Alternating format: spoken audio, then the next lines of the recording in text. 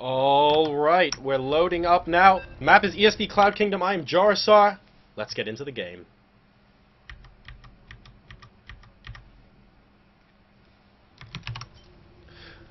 Spawning over here in the bottom left-hand corner of the map.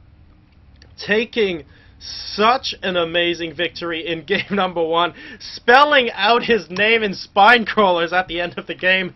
My goodness, stay classy, guys. It's Liquid TLO.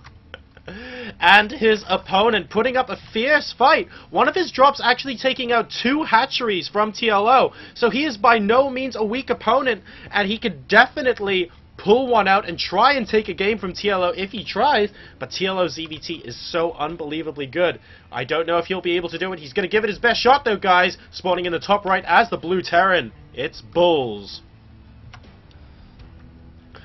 Alright, this game is going to be, of course, on Cloud Kingdom. Map's surrounded in a bit of a purple haze. The first time I played this map on ladder, actually, I thought most of the map was covered in creep. It was a little bit frightening to play first time around, but I really, really like this map.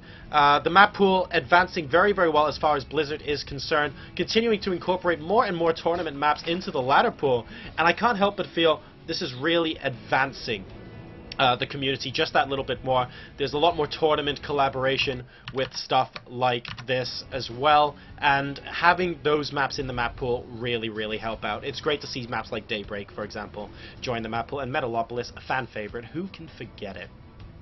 But anyway, guys, Bull's going to be going for that barracks first, and we do see the refinery go down for him as well. So once again, a little bit of a normal TVZ opening, and TLO likewise is going to be going for that hatch first. So things are looking fairly identical to the last game. What different things can we expect on this map? Well, BullzZ has already walled off his front.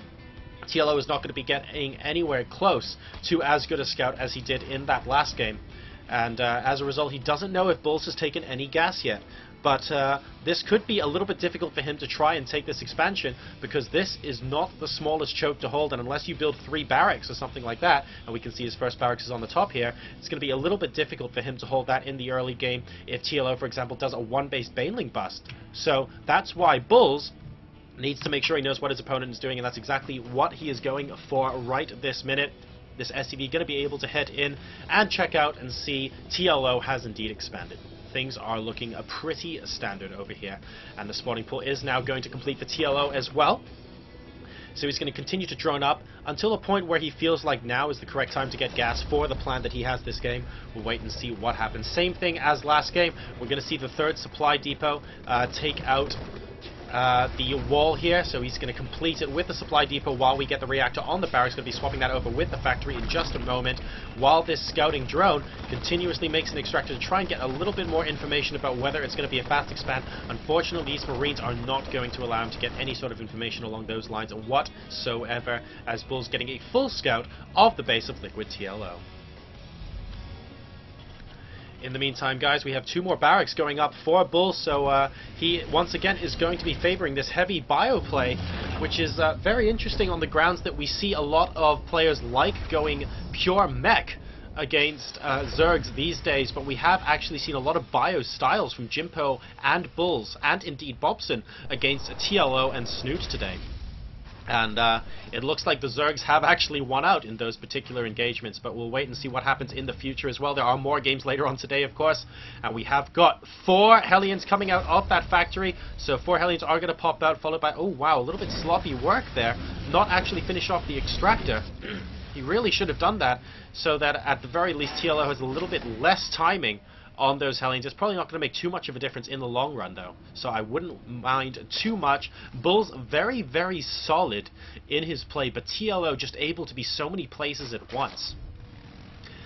It's really, really good, and his upgrades in that last game were absolutely phenomenal. That's really what did it for him. Those cracklings and the Ultralisks just had way too much armor for the Bio Army to be able to split through them adequately quickly, and BullzZ needed a heck of a lot more siege tanks. We actually see no SCVs mining gas right now, so BullzZ might be going for some sort of Marine-based all-in play, we should be possibly seeing an expansion out of him as well if he's not going for this kind of thing. But we could see a Marine Hellion, for example. We have Stim on the way research. Actually, Stim suggests that he wants to eventually get Medivacs. So it's quite possible he does not end up doing this, but we'll have to wait and see. No SCVs in that gas, though, crucially.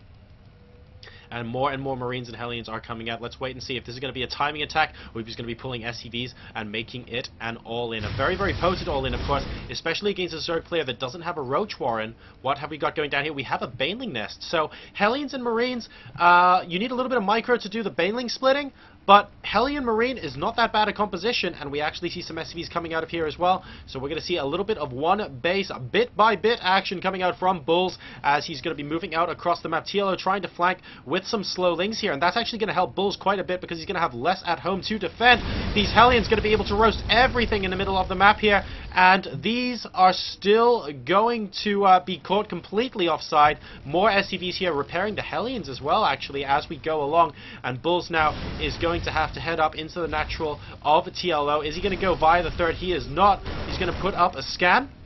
He's not even killing the creep trimmers. He knows that time is of the essence here. He needs to try and make this all-in work as quickly as possible. Do we see a counterattack from TLO? We do. Look at the number of Banelings here. Keep an eye on those while they move out on the mini-map. Bulls going to be able to take out this expansion from TLO. He's doing a tremendous job of it, and the Banelings are actually seen by the reinforcements, but he's not doing anything about it at the moment. The supply depots aren't lifted, but even if they are, the Banelings are going to be able to do so much damage. TLO now pulling everything. He actually has some Banelings in with this mix, and that could be potent here. It looks like this is getting cleaned up, and the mineral line of Bulls is going to get completely annihilated. TLO down to 16 supply, Bulls down to 30. This game is going down to the wire. It looks like this aggression from TLO is finally going to be cleaned up, and Bulls has nothing mining at the moment. He's got 16 supply. TLO also has 16 supply. Worker supply is 6 to 4 at the moment, and this is effectively a base trade, except we haven't stayed in the base. So both sides are basically going to have to worker it up from scratch,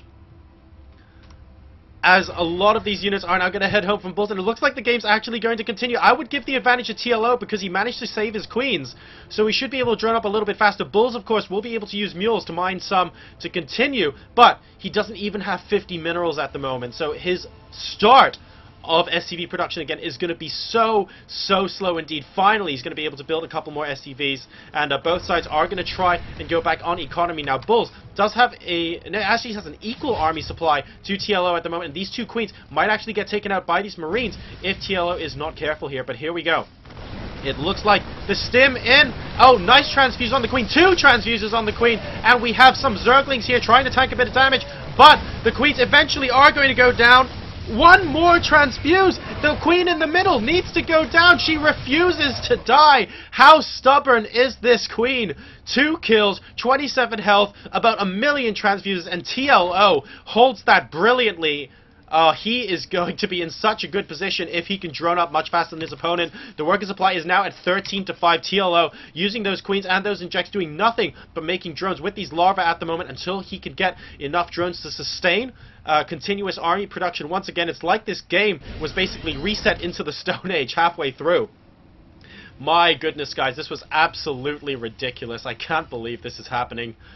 Bulls and TLO going into a base race, but neither of them had enough units to finish it off. TLO able to re-drone much faster than Bulls at the end because he had a couple of minerals left over, and that just started steamrolling into more and more drones, while Bulls had to wait for the mule to gather enough minerals to start producing SCV. So as a result, TLO is definitely mining a lot more than him right now. We can see this even with the mule mining. TLO's income is still higher. He's currently 34 supply up, 222. 2 Hellions here, going to try and be a little bit annoying for TLO, but Bulls basically running out of steam in this game as it currently stands. TLO is going to be able to hold on to these 2 bases, and Bulls is currently only on 1.